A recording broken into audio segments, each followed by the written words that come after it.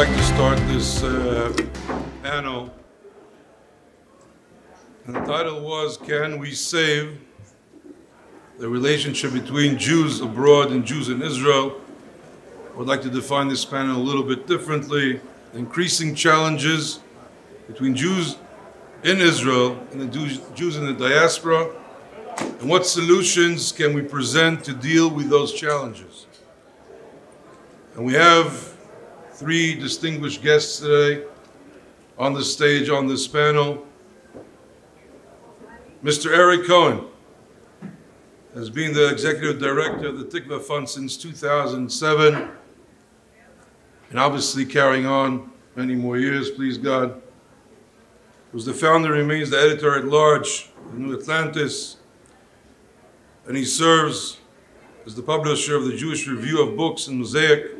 Mr. Cohen has published numerous academic and popular journals, magazines, newspapers, author of a few books, previously managing editor of the Public Interest, and served as the senior consultant to the President's Council Bioethics.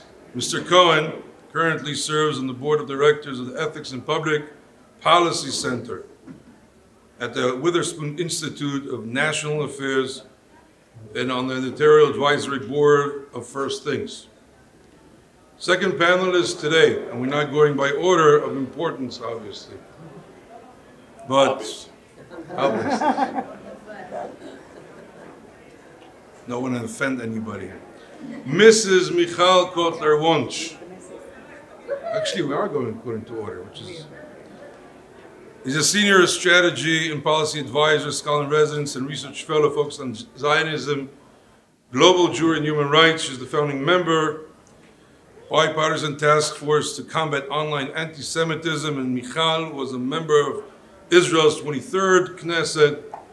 She served as chair of the Special Committee on Drugs and Alcohol Use, chair of the Subcommittee of Israel Diaspora Relations, and as a member of several committees, including Foreign Affairs, Security Committee, Constitution and Law, Women's Status, Children's Rights, and Immigration.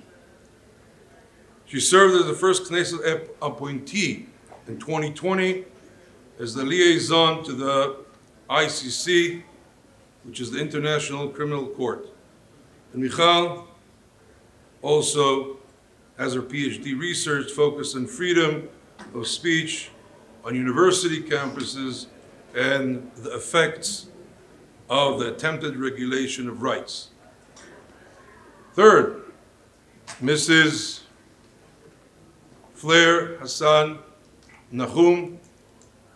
And Fleur grew up in a very interesting background in Gibraltar, and she worked at the JDC in resource development for Europe, and later became the executive director of Tikvah, not this Tikvah, a different Tikvah, nonprofit organization saving abandoned and abused Jewish children from the former Soviet Union. In 2011, she set up her own communication consulting business, and in May 2016, she joined City Council in Jerusalem, which later on led Fleur to be re-elected as Jerusalem Municipal Council, and she was appointed up to today, right? Deputy. There you go. Deputy Mayor for Foreign Relations, Economic Development, and today Fleur is also the co-founder of the UAE Israel Business Council. My name is Einhorn. I'll be the moderator today, and just to set the ground rules for this interesting discussion, we have until 1:15. We'll start off by our opening statement that will be followed by my introduction and my question of 5 minutes to each panelist, and later we keep the ball rolling with a little bit more rapid questions. In the last 10 minutes, the crowd, obviously, the gathering here can ask questions as they please to one of the panelists. So I want to start, ladies and gentlemen, with a premise that is based on three assumptions. And the three assumptions are, You can agree or disagree afterwards in your opening statement. 3 assumptions are that we are seeing in this day and age, basically, some say even in Israel, anti-Semitism which is morphed into anti-Zionism, which is morphed into anti-Semitism. That's the first assumption. The second assumption is we reached a point that Israel is the center of Jewish life around the world. It happened maybe a decade ago, and it's increasing as the population in Israel grows. Today, it's the center of Jewish life. And the third assumption is that as Israel is the center of Jewish life around the world, should be responsible for fostering a healthy relationship with Jews abroad. Based on these 3 assumptions, the premise that I want to suggest today is that Israel should take charge of combating the mutation of anti-Semitism and should lead the bridging of the growing gap between Jews around the world. And my question to the panelists, if you agree with these assumptions and with the premise, what are the actual changes that are happening to Jews abroad? And based on that, what is the #1 role Israel has towards diaspora Jews in countering these changing times? And we'll start with Eric. Well, first, can everyone hear me? Okay. First, let me just say on behalf of Tikvah, the convener of this gathering, how grateful I am that everyone's here and how really inspiring it is to see 1,300 Israelis convened under the ideas and under the banner of Israeli conservatism. We're really building a movement of people and ideas, and you guys are at the center of it, and it's exciting as an American Jew to see what's happening here.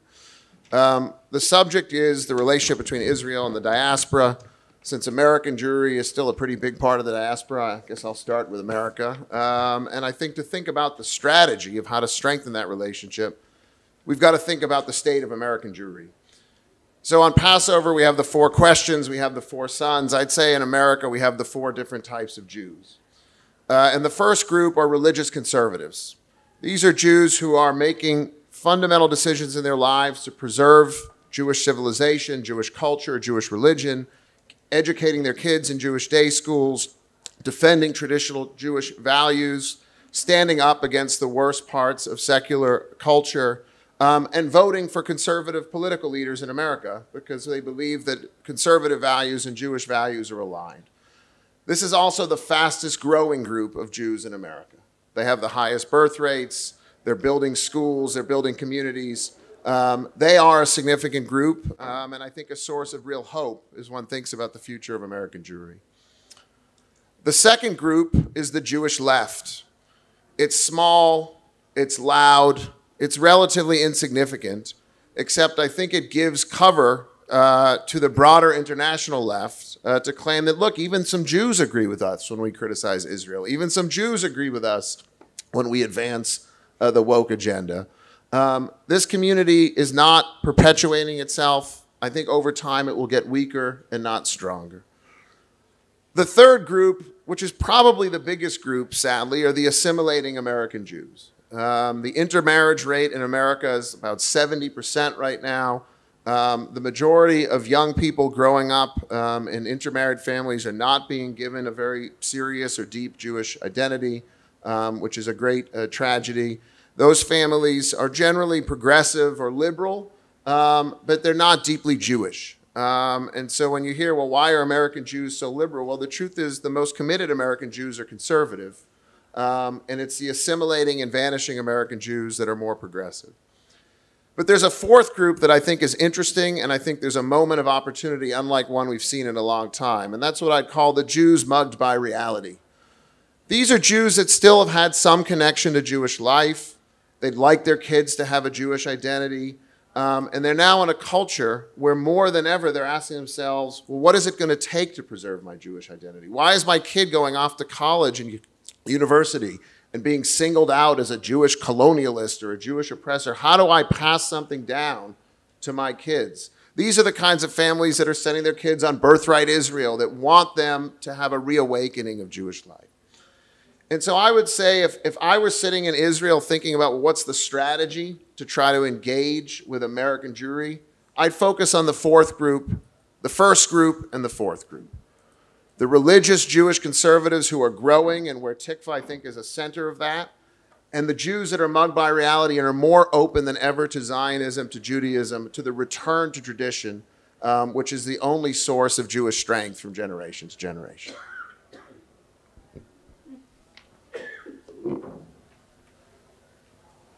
Can you hear me? Great. So first of all, it's a pleasure to be here, and I thank Tikvah for hosting this conference. I think it's a very important one, and mostly I thank the organizers for creating an opportunity for this, what I believe is one of the most important discussions we must be having. And I would, instead of saying can we, I would say we must actually have this conversation and create the connections and the engagement of the State of Israel with global Jewry, certainly North American Jewry, the United States and Canada, because that's where I'm from. And I'd like to start from a bit of a different place in telling many of the same sort of points of the story, and that is my natural sort of place, international law and human rights. And I'd like to say that the State of Israel must, in order to engage, and I agree that there's a tremendous opportunity to engage, I would say all the groups, because many have been left homeless, but certainly group 1 and 4. In order to engage, the State of Israel has to, and we all have to acknowledge that something very significant happened not only to Jews, not only on campuses or on the streets or in Congress or elsewhere, and not only to the State of Israel. Something very dramatic has happened to the rules-based order post-World War II. Something very dramatic has happened to human rights that are actually the vehicles for which we are to uphold, promote, and protect foundational principles of democratic understanding. And the entire infrastructure created is actually threatened by the weaponization and the appropriation of human rights. That doesn't only endanger Jews on campuses or off them. It doesn't only endanger or question Israel's very right to exist, labeling it as an apartheid state and peddling those lies. It actually threatens to undermine the entire rules-based order. And we see symptoms of that as we look to Ukraine, as we look to Iran, as we look to China, as we look to who are the members of the Human Rights Council at the UN. So the appropriation and the weaponization of international law, of human rights, of the mechanisms and institutions and the organizations that are mandated and funded to uphold, promote, and protect, that is a case and cause for all, not only for the State of Israel. Now is the place where I would argue that the State of Israel has to speak this language in order to be able to not only outstretch its hand to groups 1 and 4, and maybe some in 2 and 3 who have been left homeless, including progressive Jews, because I remind us all that Zionism is a progressive national liberation movement. I remind us all that Jews are an archetypal indigenous people returned to an ancestral homeland after millennia of exile and persecution in order to be that nation state for Jews world over, and is committed to equality to all of its citizens. That, or those, are the principles anchored in our Declaration of Independence. That is the founding document of this country, sadly for me, never anchored into law. And actually, one of my biggest sadnesses on the day that the Knesset dispersed, the 23rd Knesset dispersed, was that the basic law, Declaration of Independence, was to be up next for its first reading. The Declaration of Independence actually encapsulates the foundational principles and the language that the State of Israel has to speak in order to be able to outstretch its hand, not only for its own internal resiliency between Jews and Arabs, between ultra-Orthodox and secular, certainly in its relationship with global Jewry, and no less importantly in terms of its standing in the international community, in its very legitimacy founded as that nation state. Those are the threats. And I want to maybe just issue a little word of caution, and we're sitting at the conservative conference or for conservative thinking in Israel. we would be remiss if we didn't take into account that the placement or the imposition or the implementation of social constructs created based on the experience of one country, let's say the United States, can be placed on the state of Israel without taking into account that there is a completely different set of facts and realities. The whole notion of race, for example, and the struggle that we see between Whoopi Goldberg on The View and others, that actually places the same social constructs that may or may not be relevant for reality in North America, on Israeli reality, on Jewish history, because I'm not white. I don't know, Fleur's not white. And when we take any school of thought, and that includes conservative American thinking, and place it without understanding that there is a whole different set of facts that are relevant to our reality. I don't want to adopt anybody else's set of facts. And that brings me to the important two-way bridge between Israel and global Jewry. The important two-way bridge that says we have different realities, but what we know that transcends the differences of geography and politics and religious denomination, what we know that connects us is that we are a people, first and foremost, returned to that ancestral homeland 74 years ago, but after millennia of being a people. And now we have to figure out together how we build that next stage, that next tier of infrastructure after we've built successfully, because Zionism, perhaps its only fault as a progressive national liberation movement, is that it succeeded. We've built only the first tier. And our shared commitment, our shared project continues to be to build the spiritual or idea tier level of what is that Jewish and democratic state that we have founded. And that's where the connection with global Jewry is not only a can we, but we must create the engagement. And I'll say one last thing about Israel's responsibility in that, and I think Uri actually mentioned it, and I accept all of your basic tenets to our proposition, our discussion, is that Israel has a growing and that there has been a shift responsibility for that relationship. Israel, as nation state of the Jewish people, I said those are one of the sort of very clear fundamental values of the Declaration of Independence, is the nation state of the Jewish people. It's time to grow up and take responsibility. It's time to grow up and say, if for many years global Jewry supported Israel in a very one-way sort of, whether it was financial support or supporting Congress or support anywhere else, in a very one-way, unconditional type of support. It's time for Israel to grow up and understand that as that nation state, it has to speak this language so that it can create and engage in discussion with a whole new generation of, and when I engage students, they understand this very well, and they speak the language of rights. And when I tell them that they're part of an indigenous people, it's the first time they've heard it, then that is something that we, the state of Israel, have to take much more responsibility for so that we can equip them with the tools in order to be able to be on the combat field, which they are, on the front lines, on campuses and on streets, and have the tools, the weapons in which they have to be fighting the war that they are fighting, and it is a war. And the fact that the weaponization of international law and human rights has been missed by Israel, has been misunderstood, and sometimes has been overlooked as sort of an understanding of shmum, is the sort of Ben-Gurion-esque understanding of the UN. It may be that there is little we can do in terms of getting support at the UN, but we don't have the privilege, we don't have the luxury of not speaking the language of rights in order to be able to rise from the dock of the accused and actually utilize those same principles, not only as obligations, but also as rights. So I'll end here and we'll get into the rest. Thank you. So good afternoon, everyone. It's great seeing you all in Jerusalem, and thank you so much for putting together this conference and for doing it, of course, in the heart and soul of the Jewish people, our city, Jerusalem. And I agree with most of it. I don't agree with one of your premises. I don't think that anti-Zionism has morphed into anti-Semitism. Anti-Zionism has always been anti-Semitic. And anybody who believes that anti-Zionism, which is the liberation movement of the Jewish people in our indigenous homeland, for 1 second cannot be anti-Semitism from the beginning, is, of course, anti-Semitic in itself, because if everybody believes in everybody's indigenous rights except the Jewish people, then you're anti-Semitic.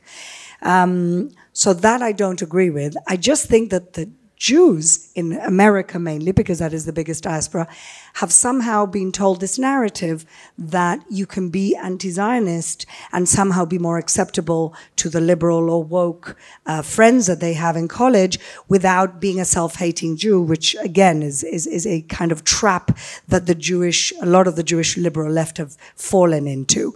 But to answer your question, I think that 100% Israel has to take this responsibility for the relationship, because the balance of power has shifted. As Michal was saying, Israel was a beautiful project that was essentially built by the people, the brave souls that came here, but also by all our brothers and sisters around the world. And we can't forget for 1 second the most basic premise that a lot of people forget, and this is why I don't like this whole Israel diaspora language. We're one family.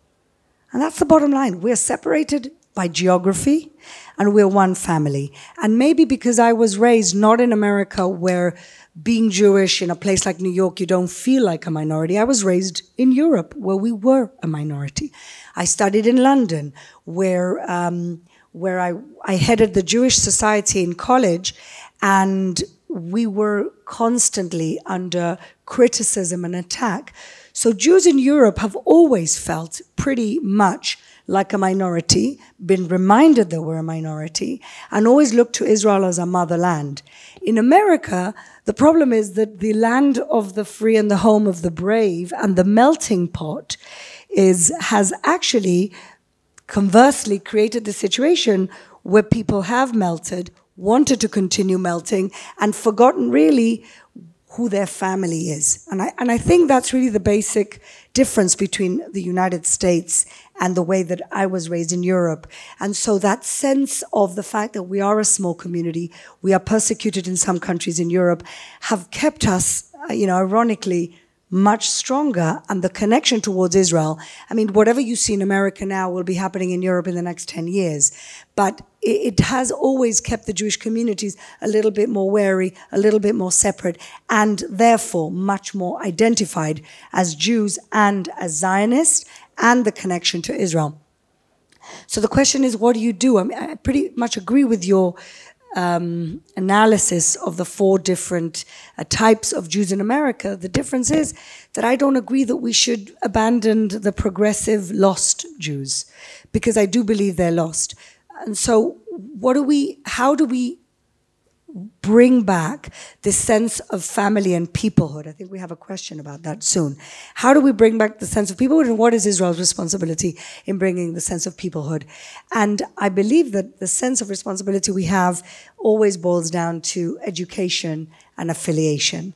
Going not just where people are affiliated to us, going to the difficult places where people are not affiliated to us, and helping educate these Jewish communities into who they are as a people. We need to go way back.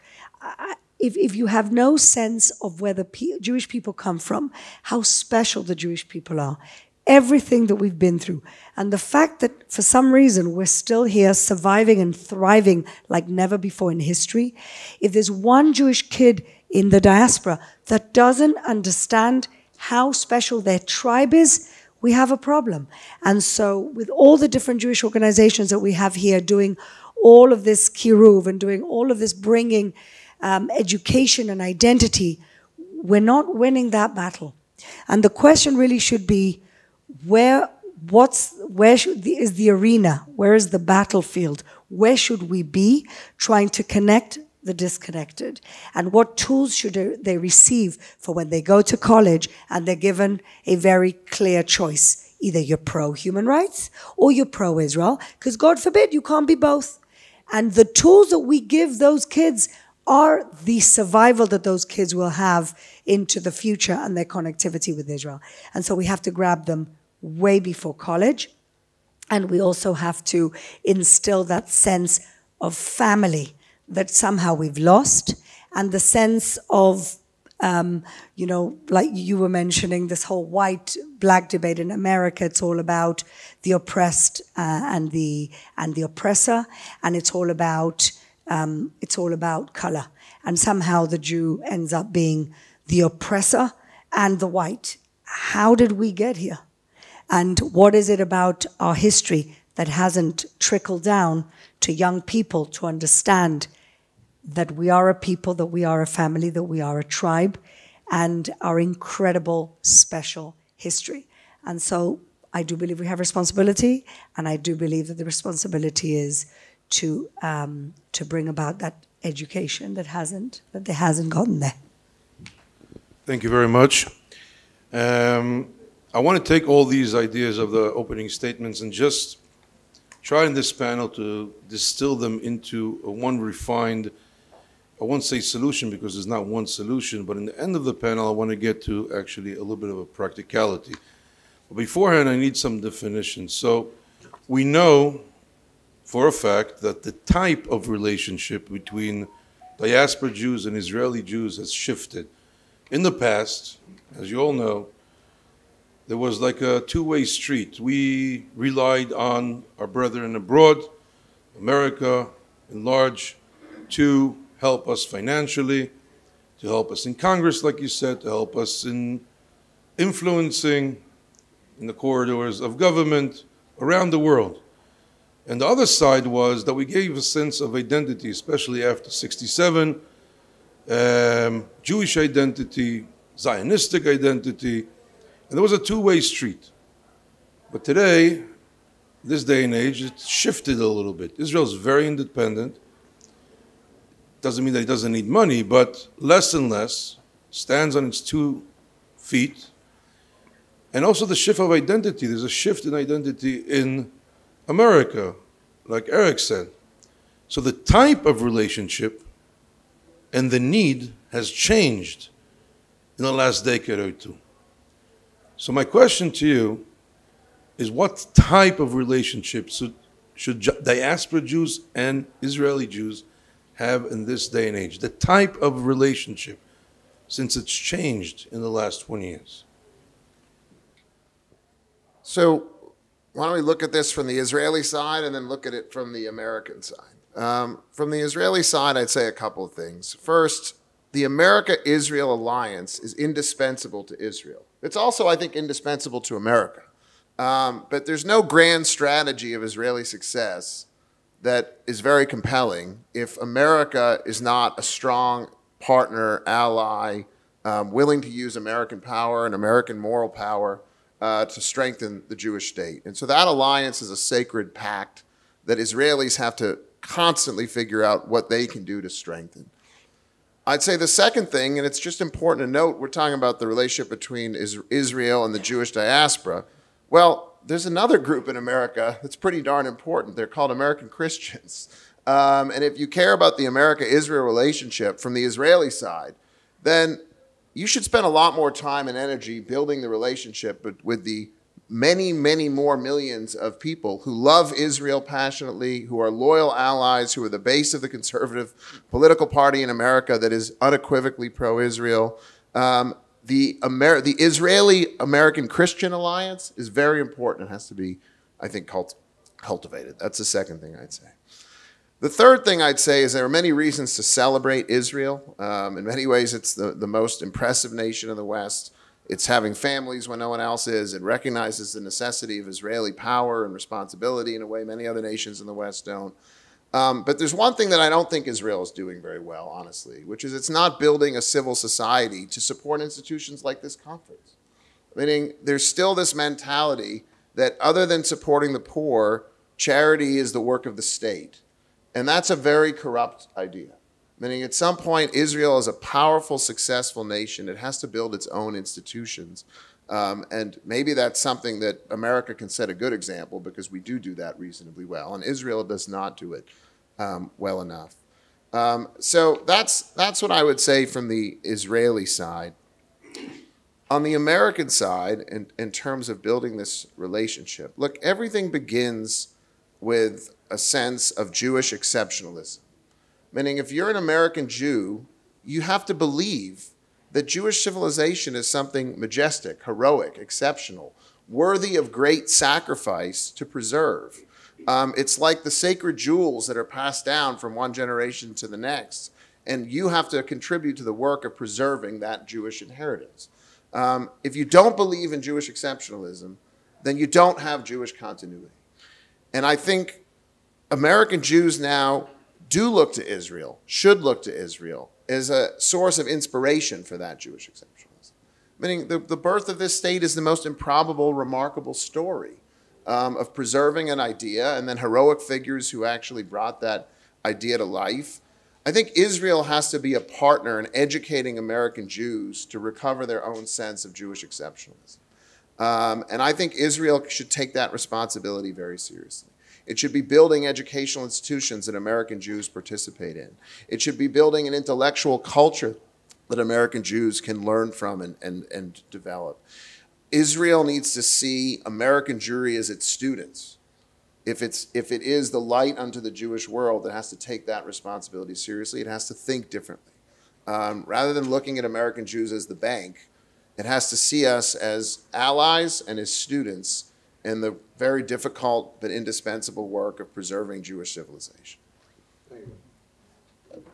So thank you, because I'm going to continue right from your last sentence. And actually, I think that the most important change or shift, to answer your question, Nuri, is an understanding that the relationship has to be one of addressing the minds and the hearts. So if there is, and there is, a war for hearts and minds that is waged on the state of Israel, but it very adversely affects the relationship between Israeli Jews and Jews throughout the world. Israel, too, has to create an understanding or enable its engagement to address the hearts and minds of global Jewry, not the pocketbooks of global Jewry. That's a huge shift. That is a huge shift also that comes into play in the first grade child, because when my kids were growing up in Montreal, they knew that there were first grade children just like them in Jerusalem and Ra'anana, and in Beersheba and in Haifa. But when Israeli kids go to grade 1 in Israel, they don't necessarily know that they have brothers and sisters unless their parents happen to tell them or have family. And that is a very critical blind spot of the state of Israel. In many ways, it's the result of, the foundation of the state is socialist, foundations. That's what the state was founded on. And that very constant, the Ministry of Education that has a curriculum that's very specific and hasn't necessarily evolved in the way that it must and should account for the understanding of the values of the state of Israel as the nation state of the Jewish people. And as I said, growing up at 74 years young, and I give us the space because at 74, I remind my Canadian friends in the audience, Canada still had residential schools. At 74 years old, 74 years young, we have to grow up. And that means taking responsibility for teaching our children, for teaching this generation of soldiers and high school students and university students that there is a responsibility that comes with being the nation state of the Jewish people and with being at that epicenter that creates that aura or that connection to Jews worldwide. And I want to say two more things about how we interact and how we change the relationship. Olim, and those that know both my work in Knesset and after and before, Olim are a live bridge. New immigrants to the state of Israel are not only, I'd say the realization of the vision, mission, values, right? Lech lecha, le'artzecha, mibet avicha, mimoladetcha.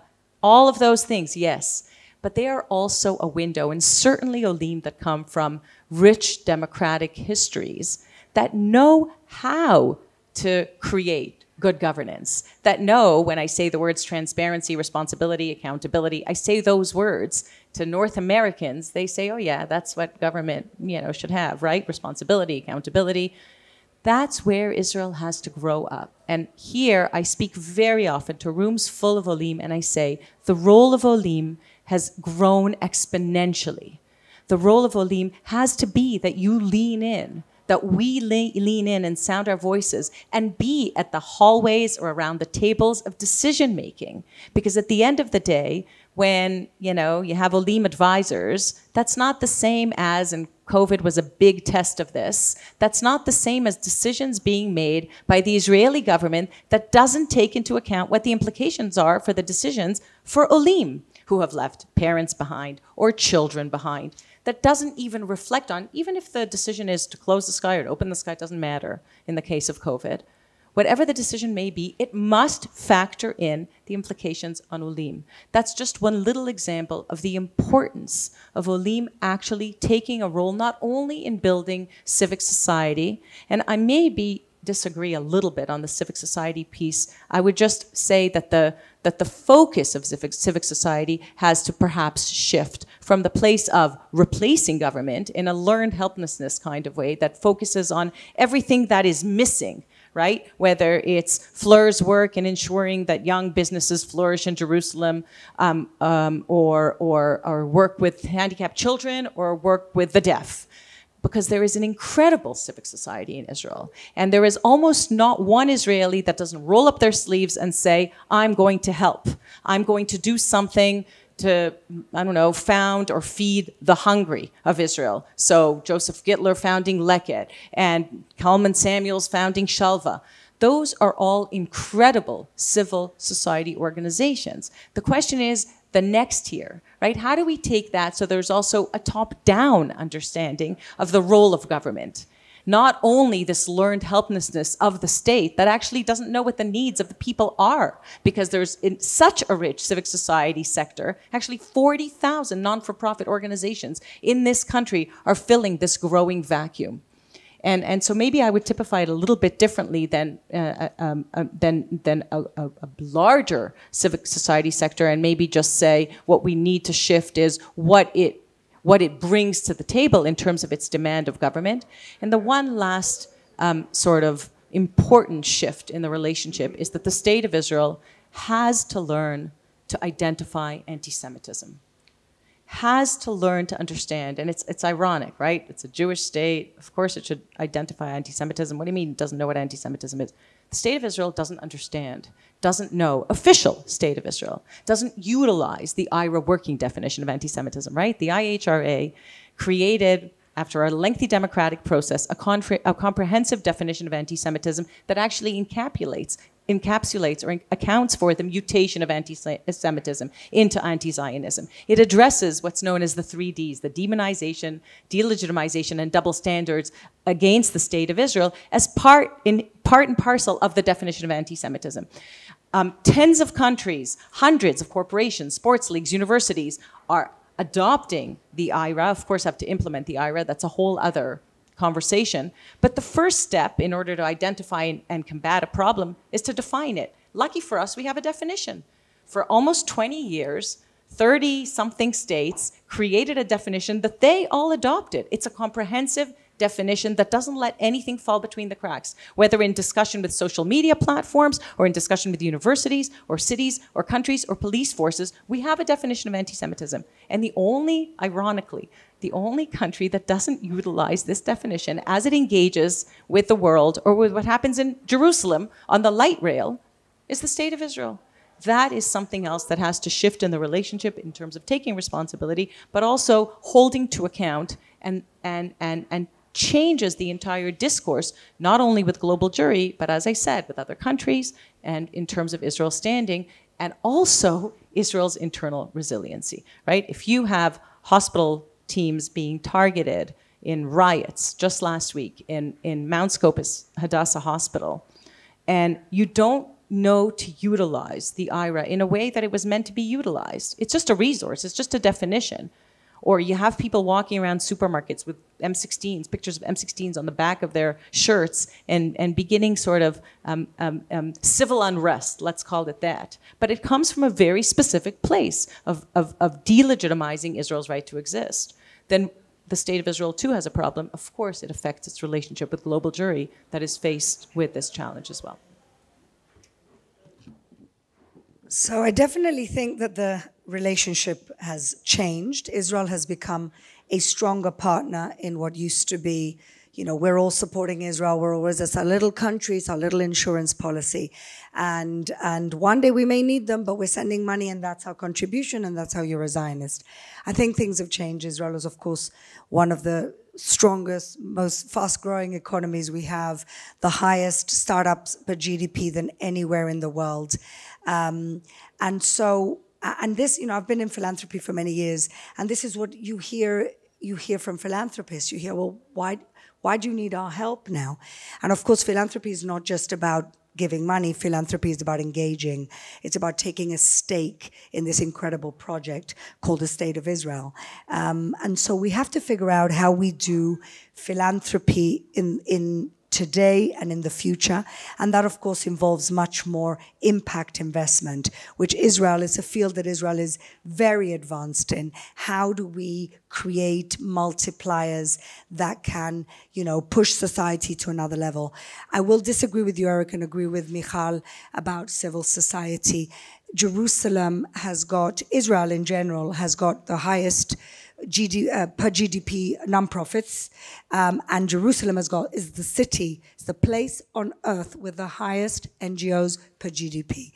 That is incredible. That means that everybody here has a mission and everybody believes that they can fix at least their own little patch of the world. Whether that has evolved into, like in America, political civil society, perhaps not. But what we're seeing now is that civil society has become an indispensable arm of the government for execution in many different projects. And the way the government today works is, and I think this is actually a fantastic model that America has less of, is that the government, normally, I believe that government is where good ideas go to die. But what we're seeing more in Israel is a shift of the nonprofit lobbies the government and gets money from the government and creates other partnerships, and the executive arm of whatever project the government wants to do is normally nonprofit. And I think this is an incredible model that actually America could do with learning from us. But going back to the relationship, I think that the main problem that we have today is that Israeli children do not have any idea what it is to be a minority outside of Israel. My kids have no idea what it is to be in a country where Christmas is the norm and not Hanukkah, where you have to ask for permission from your boss to take the holidays, the high holidays, as time off. My kids have absolutely no idea. And so what that means is that this kind of sense of minority that creates the need for community in the diaspora is something completely alien to them. And what Israel, I think, lacks is that feeling of community. I'm part of a few communities in Jerusalem, but what we find is more and more that it's the Olim that are creating the communities because that's the model that they know from abroad. So there is a lot that we need to learn, but I think the most indispensable tool here is communication. How do we speak to our communities abroad, and how do our communities abroad speak here? When you speak to a lot of the pollsters in the Jewish world, they will tell you that that the best thing to do is to get kids to come to Israel. The younger the better, the more often the better, and that is why we have programs like Birthright, Masa, and many other examples. But I think that we should do something else, and that is do a reverse birthright. I think this was spoken about for many years. How do you send kids from here to see what communities are like abroad and to have those open conversations? And also, how do we use the age of technology to create those connections that we otherwise would never have? How do we use virtual classrooms to have kids abroad and kids here talk to each other, learn together, have these incredible, rich discussions that can enrich both parts? And I will finish with a project that I'm working on at the moment, which directly impacts the relationship. And that is, I'm currently building an organization to make Israel be a university campus in English for Jewish students, mainly from America, but of course from the entire world. At the moment, we have the example of IDC, which is, if you ask me, the example that proves that Jewish kids want to come, want to study here, don't want to deal with anti-Semitism on campus, don't want to pay $80,000 a year to study in an American university when we have amongst the best universities in the world. We have an opportunity to create a campus for Jewish students from all over the world in Israel, being that center of Jewish life and thought and everything that Eric was talking about, that I completely agree with, bringing them here and creating a program for them that is not just their degree in English from a good university, but the sense of peoplehood, and throw in the bonus of the startup nation as a unique model, as something that Israel has built that nobody else has managed to build, and create something that can be not just university instruction, university degree, but so much more for our Jewish students abroad. And please God, we will be launching in the next few months, and I hope to see the first cohort, small cohort in September, and please God, many more to come. Thank you, Fleur. Friends, we need to move to the second stage of this panel, and I ask the panelists, please, this is going to be a very rapid questions and a 1-minute answer. A 1-minute answer for each, because you have a lot more questions to go through, and then the crowd also wants to ask a few questions. So, I have a friend. He was the vice for Dan Shapiro under the Obama organization or government.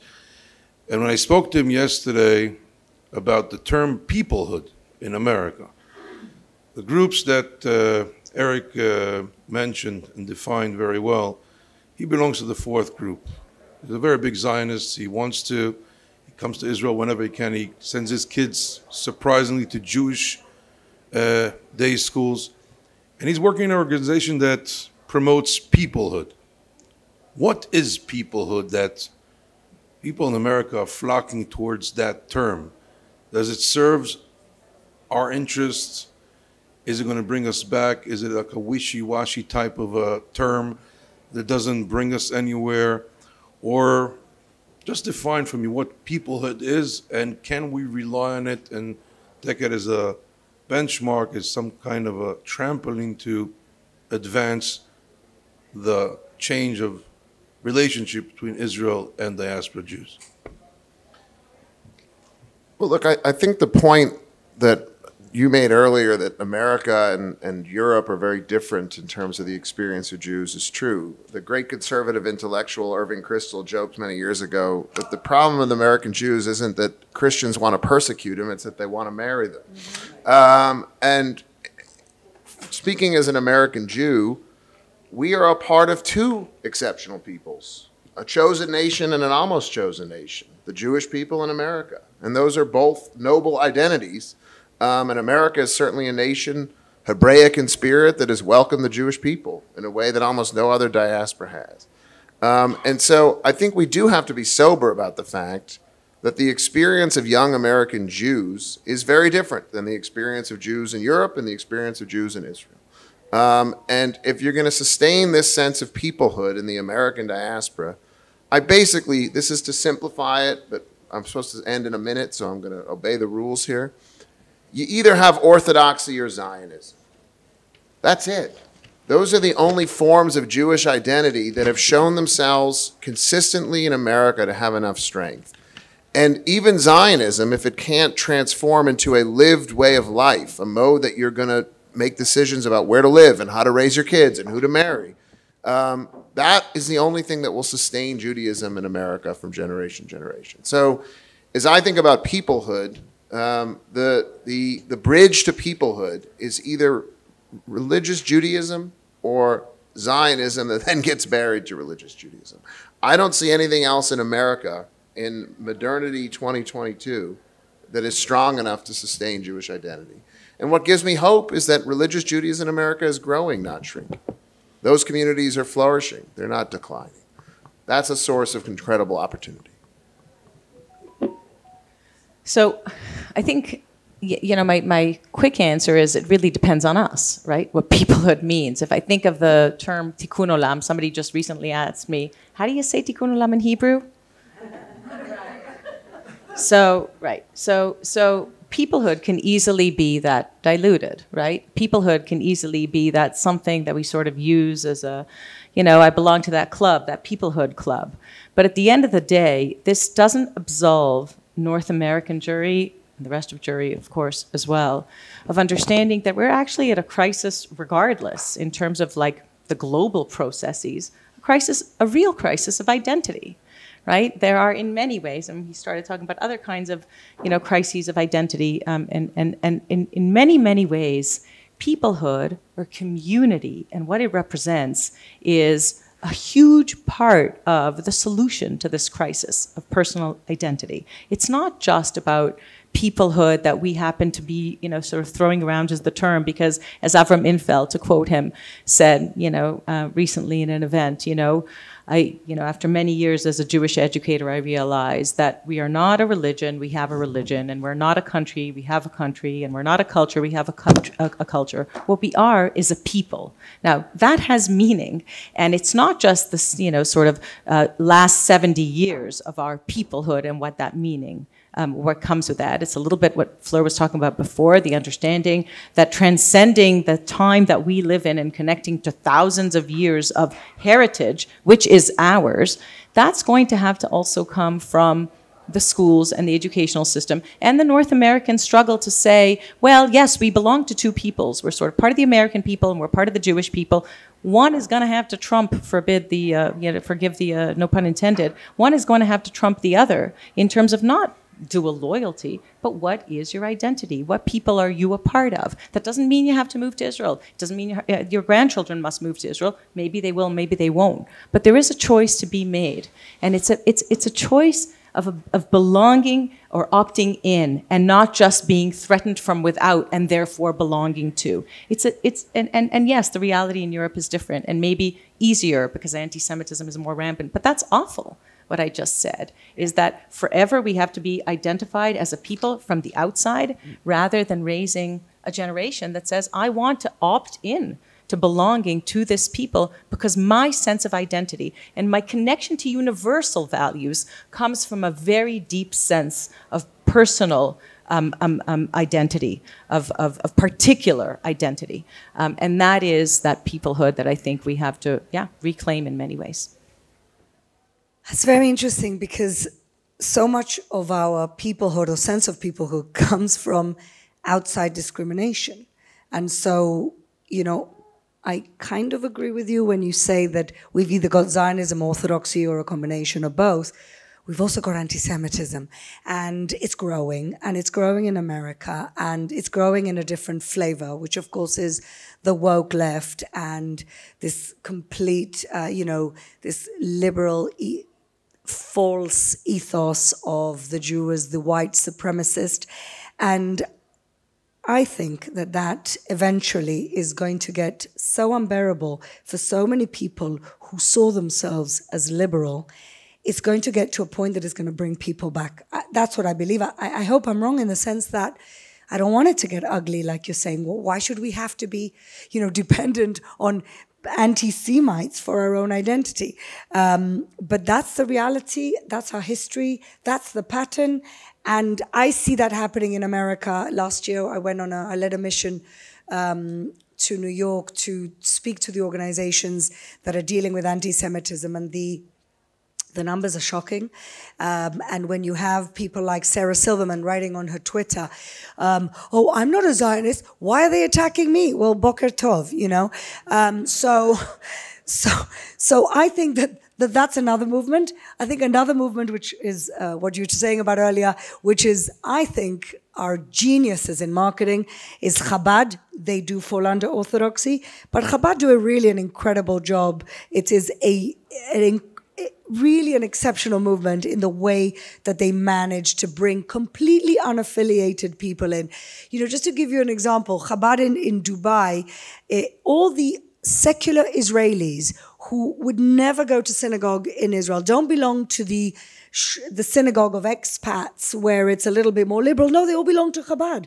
And it's this phenomenon of Chabad is something that we should always add to the conversation because it really is exceptional. But to me, peoplehood is very simple. Common history, common heritage, common faith, common culture. We are one family. And maybe now the trendy term for that is peoplehood. And that's how you raise money from people who don't want to say family and who don't want to say tribe, and because it's no longer woke. I don't care what it is. It's the same thing. We're one family, we're one people. We have a common past, we have a common present. And Bezrat Hashem, we have a very promising common future. I'm an optimist. Thank you, thank you. Now, I want to ask a personal question to Fleur and to Michal, and another personal question to Eric, okay? So, not personal, okay, but based on what you have said and the knowledge that we have, it's not a secret that both of you, and still one of you, is the runner-ups for the head of the Jewish agency. True or not? They haven't kicked us out yet, right? There you go. So, question in 1 minute. Is the Jewish agency still relevant in our time? And what will be the biggest agenda? The biggest agenda if you take that role? So actually... Not switching to the politics. No, I'll say that actually the process of the Jewish agency and the fact that it's, nearly a year-long process without actual, any decision that was taken. Basically, the decision is to not decide, and nothing is as permanent as the temporary in Israel, so that's what's happened. Actually, it's just, to me, a very sad manifestation of the misunderstanding of the historic obligation, opportunity for the Jewish agency, perhaps in the second time in history, because it's a 93-year-old institution as opposed to the State of Israel, which is only 74, as we said. Perhaps the second time in history that it's as important as it is that the Jewish agency function as what it potentially can and must be, i.e. the network that connects the peoplehood piece, and the misunderstanding, and I would even say the hijacking of the Jewish agency for small, very small politics, like with a very small p. Not at all ideological politics, not at all ideas. Small politics is just a manifestation of the deep misunderstanding of the State of Israel, of its role in terms of the ability and the responsibility as a nation state to that Jewish peoplehood. So I would say that the process that I've been a part of and very proudly had my name in the running in terms of Israel's internal resiliency, in terms of Israel's relations with global Jewry, and in terms of, and you asked me what I would do, in terms of understanding that the war waged on Israel's legitimacy is actually my understanding of academic research, practical weaponization of human rights. And until we speak that language, we are not relevant to students on campuses throughout North America. We are not relevant to engage with those that have already graduated and have moved on to the corporations or to Congress that echo the same libelous lies of Israel. Zionism is racism, 1975, 2001 Durban Conference. Israel is an apartheid state by every major human rights organization we can think of. And that has to be that voice that comes out of the Jewish agency in order to address the challenge, the growing challenge across the world, has to be that voice that engages internationally and understands the intersection between global and local processes. And as I said, to me, the very sad state of affairs is that it's just a manifestation of Israel's misunderstanding, because if you've enabled it to be hijacked in that way by small Israeli politics, you simply have missed the mark on the historic opportunity, responsibility, and ability of the Jewish agency to make that change, to be that dent, and maybe it'll render itself obsolete as a result. Yeah, the process has been awful. And I agree with Michal in the sense that there's a complete misunderstanding by the Israeli members of the committee and the foreign members, the diaspora Jews in the committee, about what they're supposed to be doing. For the Israeli members of the committee, this is just another job to be carved up amongst the political parties to see who's got the upper hand in Israeli politics. That is tragic. That is not how this organization was created. It is an incredible organization that was essentially the government of the State of Israel before we had a state, was the midwife call it like that, of the State of Israel, had a historic role, has had the most historic role of any Jewish organization in the world, and today it's been hijacked by party politics, with absolutely not even a consideration as to who's the most appropriate person to do the job. Forget the process. Forget that there were incredible candidates in the running. Any one of, many of the candidates would have been fantastic, and they can't pick one. I want to add one more thing about women. 93 years old. This organization has never been run by a woman. And you can say, many situations you can say, well, not enough women applied. 70% of the applicants this time were women. What's the problem? What are we waiting for? Some knight in shining armor that is going to be everybody's favorite pick because they're so important in Israeli politics, and yet nobody knows who they are in America? This is really a problem of this misunderstanding of what it's supposed to be. For Israelis, it's a job, and for diaspora Jews, it really is the leadership for the future of the relationship of the Jewish people with the State of Israel. Now, the Jewish Agency was all about Aliyah. For many, many years, it was all about Aliyah, and that was its historic role.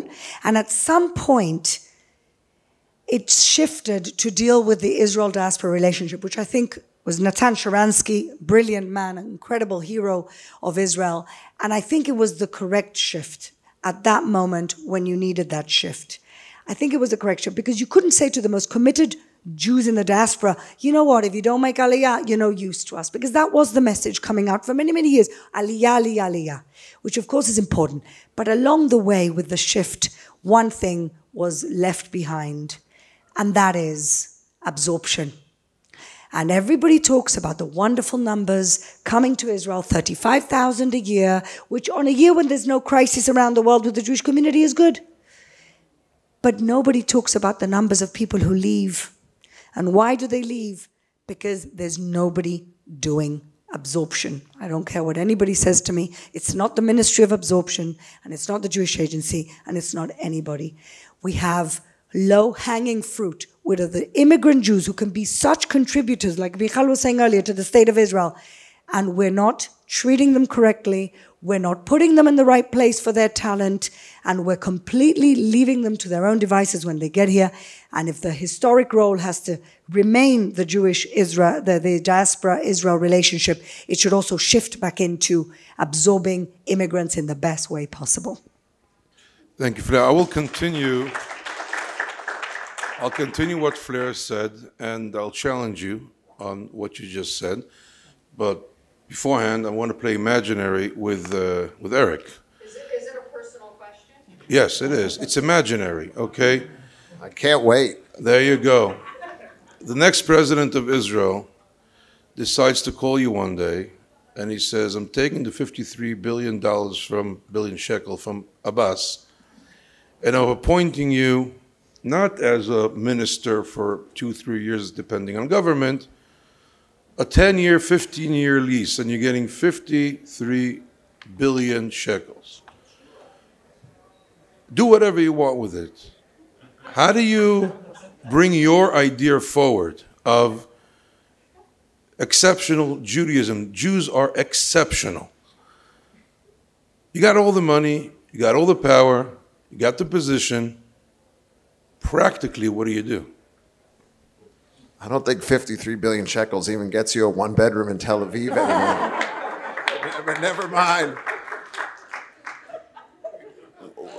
What would I do? I'm meaning, off the top of my head, 3 or 4 ideas. And I'm going to focus specifically on, what Israel can do to strengthen Jewish identity, the attachment of Jews around the world to Jewish civilization, as well as what Israel can do to strengthen its alliance with the diaspora.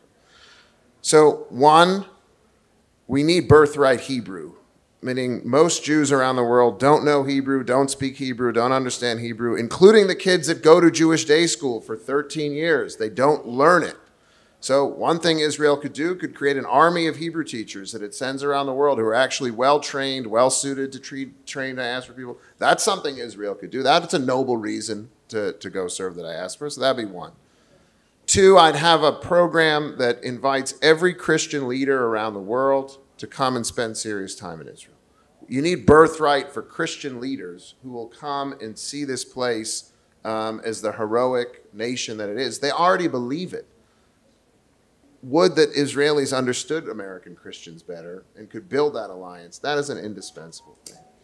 Third is what you're doing, and I'm excited to learn more about it. I think there's a huge opportunity to make Israel a university center for Jews around the world. Meaning, you really want to spend $80,000 to send your kids to Brandeis? With all due respect to Brandeis. To go to a pseudo-Jewish institution where they're going to get basically attacked for being committed Jews. It's worse than many other institutions. I don't want to pick only on Brandeis. And so there are many young Jews who would welcome the opportunity to study in excellent colleges and universities in Jerusalem. Make Jerusalem the intellectual center of the world, not only for Jews, but for non-Jews. That would be an incredible feat. The last thing I'd say is obviously you need to invest in Jewish excellence and Jewish culture. I mean, you need institutions that are not corrupted by the perverse incentives of the academy, where the giants of Jewish civilization in music, in literature, in religious thought, and all these in Jewish history, excellence takes time. Excellence means having an environment where, you know, the habits of mind and heart and soul can be formed in a culture of mentors that help nurture it. I would certainly invest in the institutions of Jewish cultural excellence, and I would create, you know, almost like an alternative to PhD programs, but where you're actually there to be a producer of high Jewish culture as opposed to get boring articles published in boring academic journals. So that's what I would do. Thank you, Eric. Two last quick questions because the time is running up and people have questions from the audience. Carrying on from what Fleur said in a very quick answer, isn't it time to make a shift to privatize the organizations, the government organizations or government ministries that are taking care of Aliyah? Let's face it, we know that Nefesh B'Nefesh does a much better job than any government agency. It's proven its record in the last 10, 15 years. The French Alliance, other organizations that are in Israel, you get the Tudat Zeut on the plane. For a guy that comes on the plane from America, it takes less time to get his Tudat Zeut with Nefesh B'Nefesh than an Israeli here in Misrad Apnim today. I can't get an appointment for There you go. So the question is, as a politician, runner-up for Jewish Agency, isn't it time to privatize and to give the power to these organizations that do a much better job with Aliyah?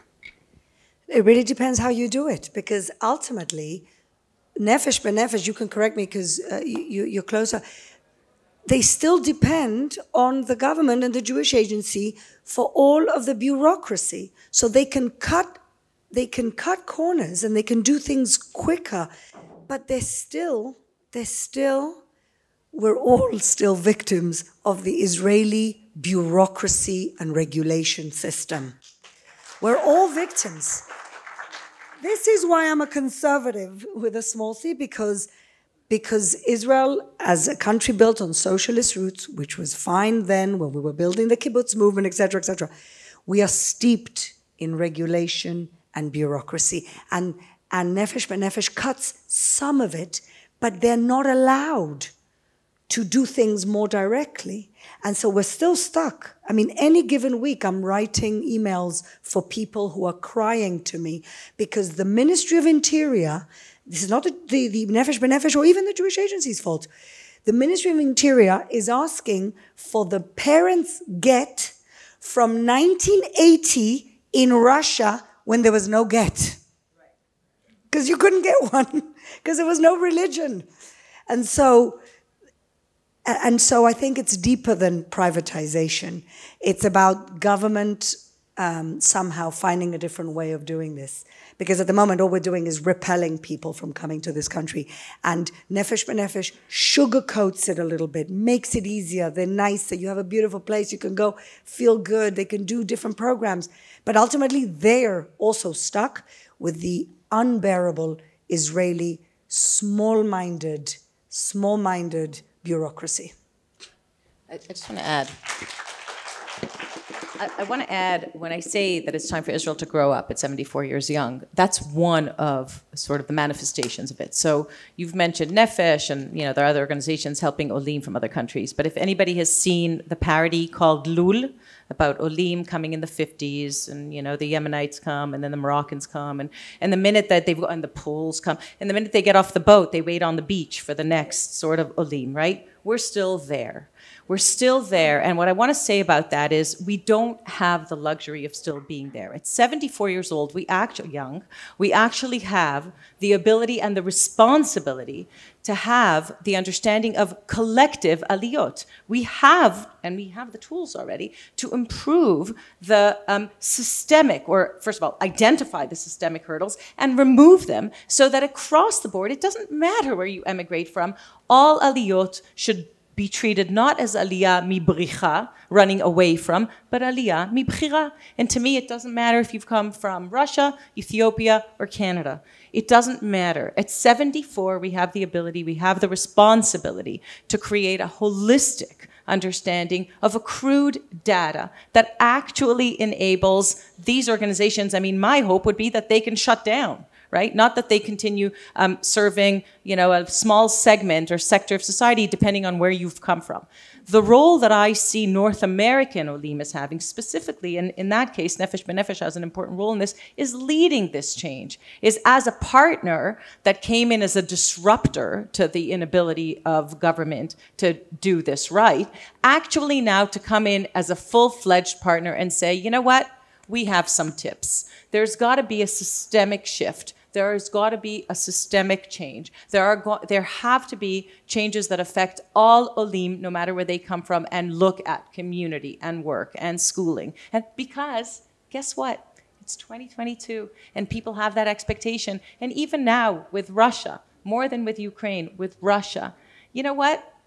The Germans were better than Israel at encouraging Aliyah. That's the truth. That's the truth. And we have to look at it. And Canada was better in the 90s at encouraging Aliyah to Canada, not to Israel. So it's time to take responsibility in that sense. And I think that, as I say, there is a lot more to do. And it is the voices of North American Olim that are critical in this. And I encourage North American Olim to lean in and to demand responsibility and accountability from government in terms of that representation, knowing what they went through and knowing that in no way is that sufficient in 2022 for us to offer and to engage and to bring younger. And by the way, there could also be gateway to Aliyah, right? Like you spoke about students. It's the perfect time. COVID was like this moment where there was so much we could learn because all of a sudden people are much more mobile and all of a sudden doors were opened, including university, but it could also be temporary work and it could also be internships and it can also be, an ability to enter this country in a bit of a different way that doesn't say Aliyah or not at all. So I think there is still a lot more to do. And privatization is not necessarily the answer because there is a role for government too, and there's certainly a role for Knesset as the supervisor of government, supervising the executive branch to ensure that that happens. Thank you. This has been, I'm going to let the audience ask 3 questions, but beforehand, this has been a very interesting panel. I came out with a lot of optimism because moving away, as Rabbi Soloveitchik says, from a covenant of fate to a covenant of destiny. And not only what the Gentiles are doing to us in terms of negative identity, but what are we defining for ourselves as our positive identity with the wonderful ideas that were suggested across the board here. And we promised the audience. So 3 questions, and just tell me who you're referring it to, and we'll have a short response because lunch is being served in 5 minutes. I don't know if this is alive, but this is really to Eric.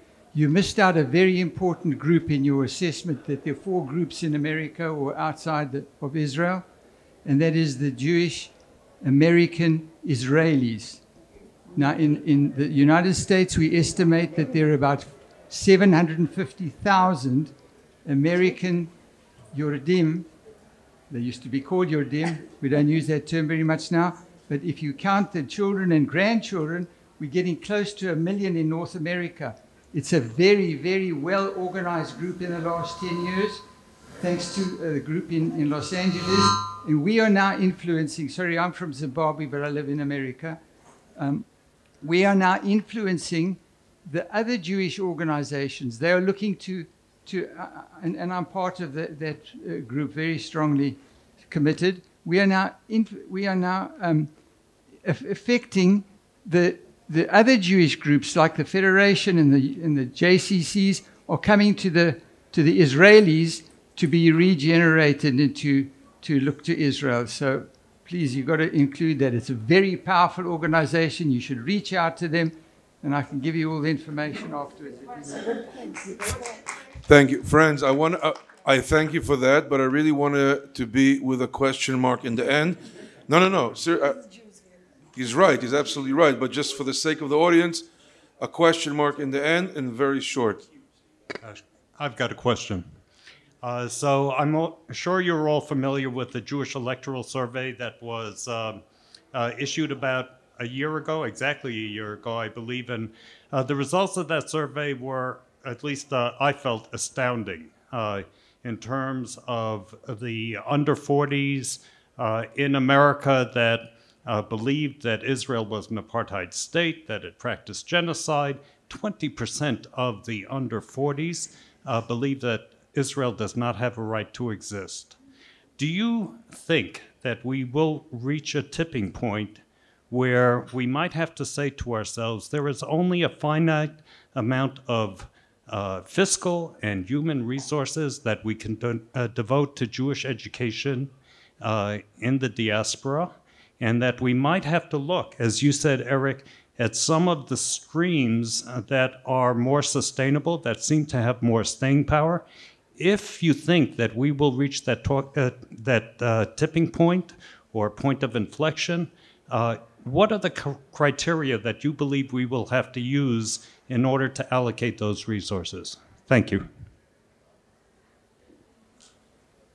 Well, look, it shouldn't surprise us. So you have young people growing up in a school system and universities that are, hostage to these insane ideas, that some of them take on these ideas, whether as a matter of real belief, like they actually come to believe these absurdities, or as simply a way to get along so they're not, shut out of, other graduate schools or other corporate jobs where you're supposed to think a certain way. And so as Jews, you need an alternative set of institutions that give young people the moral courage, the intellectual courage, the Jewish courage to think differently. And so I think there is no policy issue in America more important than the education issue. I think if Jews are thinking about getting involved politically in America, fighting for school choice, for a system of education that allows religious families and Jewish families and all families in America to choose the kinds of schools where they want to send their kids is the most important issue. And if you're running a federation or some other large Jewish philanthropy, I would be investing almost all that money in Jewish education. And I think Jewish philanthropy is way underinvested in Jewish educational institutions for the last many decades. And there should be a strategic pivot to focus both our political energies there and our philanthropic energies there. Thank you. Yeah, great introduction to my question.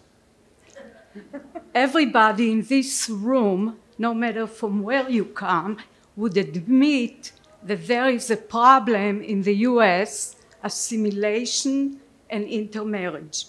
With that in mind, we are not even close there to have Orthodox majority of Jews. Now you can dream from here to Timbuktu that someday the number of your children in US would somehow bring up the percentage of Orthodox Jews in America to the 80% today of non-Orthodox. With that, my question to you, do you, as an Orthodox Jew and as a representative of an organization of Orthodox Jews here and there, realizes how important it is to bring about religious pluralism and diminish the autonomy of orthodoxy in order to bring about the very dream that you are preaching for? So I'll just make two quick notes and then I'll answer the question directly. The first is just, I don't speak personally very much, but I didn't know what an Orthodox Jew was until I was in my 20s. Meaning I'm part of a number of people that came to this later because I was a conservative before I was a Jew. My conservatism led me to Judaism because it needed deeper foundations. And I think there are a lot of Jews in America who are looking for meaning in their lives, who are looking for deeper roots, and who are open to a serious form of Judaism. The second thing I'll say is just about Tikvah, which is Tikvah is a conservative organization, proudly, but it's not an Orthodox organization. Last time I looked around the room, not everyone here is Orthodox. And the truth is, if you looked at a Tikvah classroom in America, you've got kids from all different types of backgrounds. All that said, I'm a realist. And the greatest demographer of American Jewry of the last half century was a man named Milton Himmelfarb. And he said, the future of American Jewry is fewer but better Jews. I don't say that in a triumphalist way, but I think that is the reality. And so I think the percentage of Jews who are Orthodox is growing. They're having children in much higher rates. The highest birth rate group in America are Orthodox Jews. The lowest birth rate group in America are non-Orthodox Jews. That's the reality. And so I think investing in that and having pluralism, to be sure, there are varieties of forms of Jewish committed life. But if you don't live as a Jew with some sense of commandedness, with some sense that this inheritance is also an obligation, then you don't make the major decisions of life in service to that great obligation. Where you live, how you educate your kids. It's very expensive to give your kids a Jewish education. I have 4 kids in Jewish day school. You do not want to know what my tuition bill is. And so I think we have to inspire Jews to find their way back to a serious attachment to Jewish tradition, and that is the strongest basis for shrinking temporarily, but then growing as a community of committed Jews rather than assimilating Jews. That's, I think, the right strategy.